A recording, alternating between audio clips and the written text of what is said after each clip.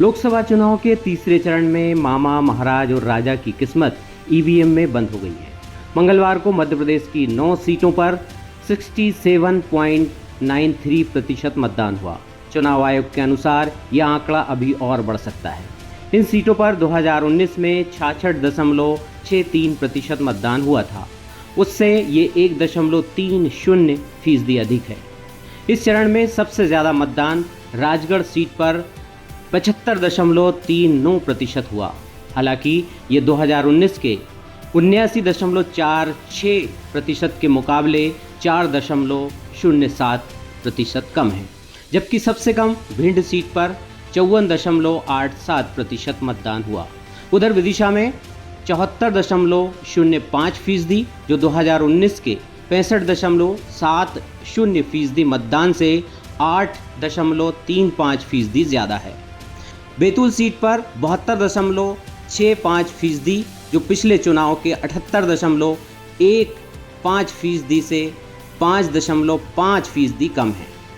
गुना Lok Sabha seat पर 71.95% मतदान हुआ, जो 2019 के 70.32% मतदान से 1.63% अधिक है।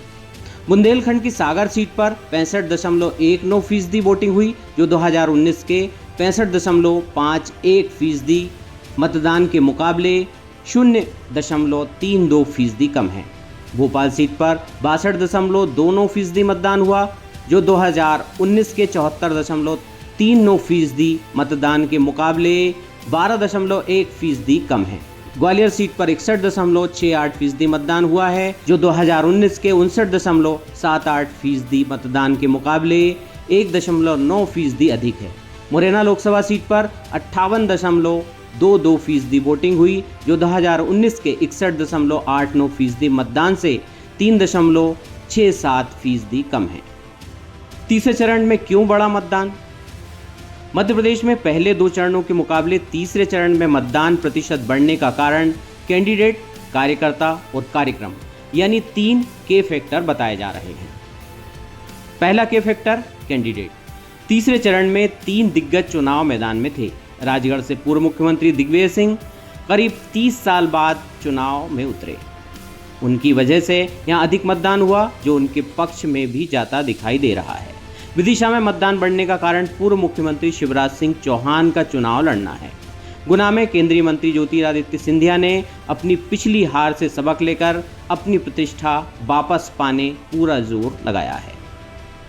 दूसरा क्या फैक्टर, विवाह कार्यक्रम। पहले और दूसरे चरण में शादी विवाह के कार्यक्रम भी कम मतदान का कारण रहे। 26 अप्रैल को शादी अंतिम शुभ मुहूर्त था। उसके बाद सवालों में घिरे चुनाव आयोग ने तीसरे चरण में मतदाताओं के लिए जागरूकता अभियान चलाए, लोगों को प्रेरित करने लकी ड्रॉ जैसे प्रयास किए। तीसरा क्या फैक्टर, कार्यकर्ता।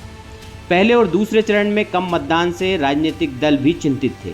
तीसरे चरण में प्रदेश के दोनों प्रमुख दलों ने अपने कार्यकर्ताओं को मतदान प्रतिशत बढ़ाने के लिए सक्रिय किया। बीजेपी ने बूथ लेवल से ऊपर तक के पदाधिकारियों को चुनाव में झोंक दिया। तीसरे चरण में राजगढ़, भिंड, विदिशा, गुना और ग्वालियर में औसत से अधिक मतदान हुआ है। राजनीतिक विश्लेषकों का अनुमान है कि गुना और विदिशा समेत 6 सीटों पर बीजेपी को बढ़त का अनुमान है, जबकि राजगढ़, भिंड और ग्वालियर में कांग्रेस आगे दिखाई दे रही है। लेकिन अंतिम फैसला तो 4 जून को ही होगा, जब रिजल्ट डिक्लेयर होगा।